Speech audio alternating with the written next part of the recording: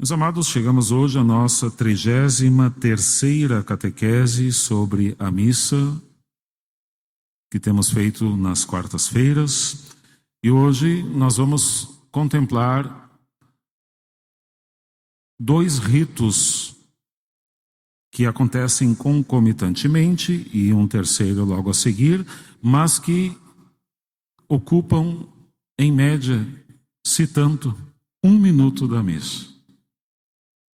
São ritos carregados de significado, mas que, infelizmente, dada a brevidade dos mesmos e a rotina na qual caímos, às vezes, passam despercebidos aos nossos olhos e ao nosso coração. Que é o rito da fração do pão, do Cordeiro de Deus e da apresentação do corpo e sangue do Senhor. Um dos primeiros nomes da Santa Missa na história era Fratio Panis, fração do pão. Esse nome é mais antigo do que o nome missa ou até mesmo do que o nome Eucaristia. Fratio Panis. A fração do pão é um gesto cultural que foi elevado por Nosso Senhor ao status de sacramento. A fração do pão, desde a antiguidade, era um gesto que cabia ao pai de família, tomando o pão em mãos, que acompanhava sempre as principais refeições, dar graças a Deus pelo alimento que ali estava para nutrir a família, que era fruto do trabalho.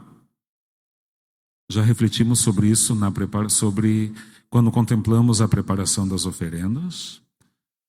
E competia ao pai de família fazer a primeira fração do pão, partir para dar os pedaços à esposa e aos filhos.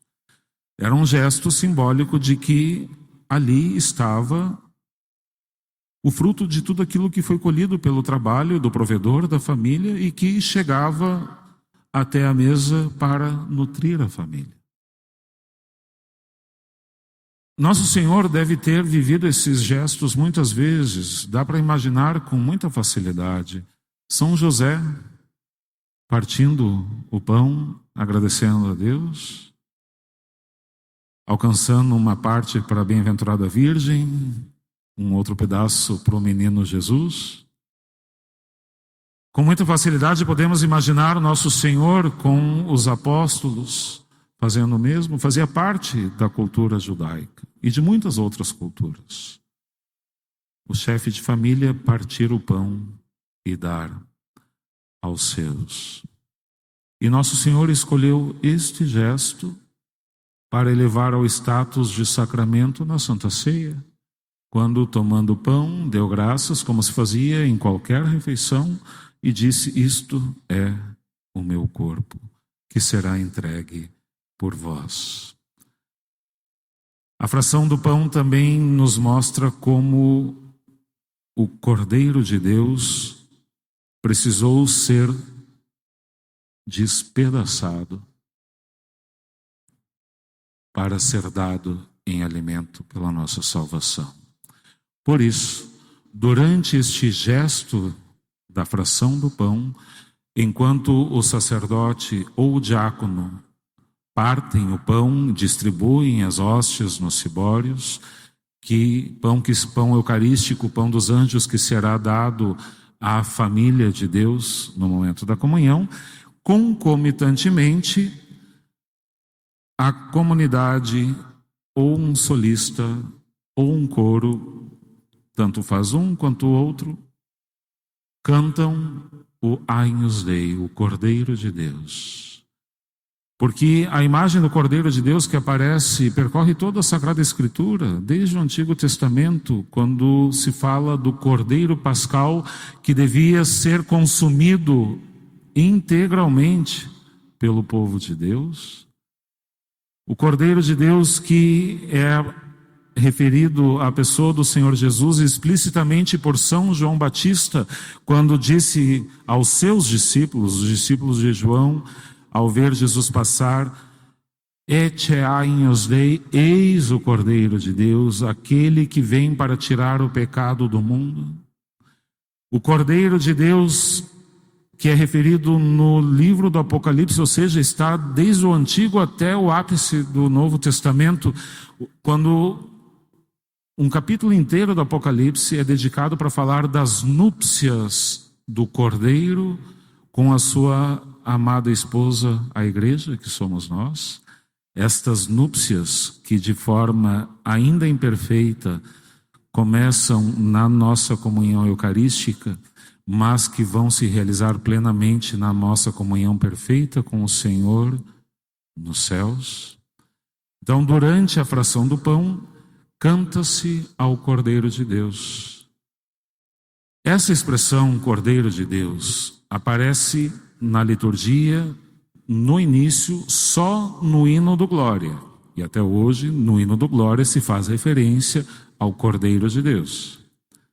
Neste momento, antes da comunhão, só apareceu na liturgia mais tardiamente, lá no século VII, por ordem do Papa Sérgio I, que ordenou que, enquanto se desse a fração do pão, se cantasse ou se recitasse em forma litânica, ou seja, em forma de ladainha: Cordeiro de Deus, que tirais o pecado do mundo, tende piedade de nós, ou no latim: Agnus Dei, qui tollis, que tirais peccata mundi, miserere nobis.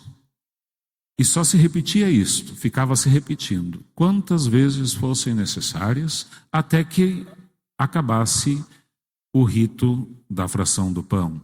Ou seja, o Cordeiro de Deus, então, é na liturgia um canto, quando cantado, que acompanha o rito da fração do pão. Mais tarde, no século X, instituiu-se o costume de, na última invocação, ou seja, quando já estava finalizando a fração do pão, substituir o miserere nobis, o tende piedade de nós, por dona nobis pacem, dai-nos a paz. E na missa dos fiéis defuntos, não se canta nem se reza no final do Cordeiro de Deus. Isso eu aprendi hoje, estudando, porque nunca me tinha dado conta que quando se reza a missa pelos fiéis defuntos, a última invocação não é dai-nos a paz, dona nobis pacem, mas dona eis requiem, dai-lhes o descanso. É bonito isto. O cordeiro, enquanto é despedaçado, às vezes, dependendo se o pão eucarístico não está umedecido pelo tempo, às vezes se escuta até o barulho da fração do cordeiro que foi dilacerado no sacrifício da cruz para ser dado em alimento para nós. Enquanto a comunidade reconhece quem está ali. Eis o Cordeiro de Deus, que é, e aqui entramos no final da catequese de hoje, aquele que é apresentado à comunidade, com as mesmas palavras de São João Batista: eis o Cordeiro de Deus. E a nossa atitude deve ser a mesma dos discípulos de João ao verem apontado o Cordeiro de Deus. Deixaram João Batista e passaram a seguir Jesus. Porque a partir desse momento nos preparamos para sair de onde estamos e ir ao encontro do Senhor na comunhão que vem a seguir. Por isso, logo após a apresentação do Cordeiro de Deus, a comunidade responde tomando emprestadas as palavras do centurião romano, que acorre ao Senhor e pede pelo seu servo fiel: Senhor, eu não sou digno de que tu entres na minha casa. Dize uma só palavra, meu servo será salvo. É um gesto de humildade. Eu não sou digno. É um gesto de confiança. Dizei uma só palavra. não sou digno, nenhum de nós é digno. Mas o Senhor tornou-nos dignos aos olhos do Pai, quando tomou sobre si os nossos pecados e redimiu-nos pela cruz.